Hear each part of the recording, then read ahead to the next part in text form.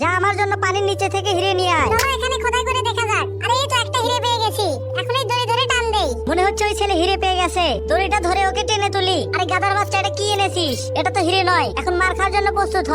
না কাকু, আমাকে মেরো না, আমি আবার নিচে যাচ্ছি। এখানে খোদাই করি, যদি হিরে পেয়ে যাই। আরে না, আমার খোদাই করার জিনিসটা তো নিচে পড়ে গেল, এখন আমি কি করব? আরে বেটা, এই জিনিসটা কি তোমার? হ্যাঁ, এটা আমার। তোমাকে অসংখ্য ধন্যবাদ। বন্ধুরা, এখন তোমাদের সাহায্য লাগবে, তার আগে একটি ম্যাজিক দেখো।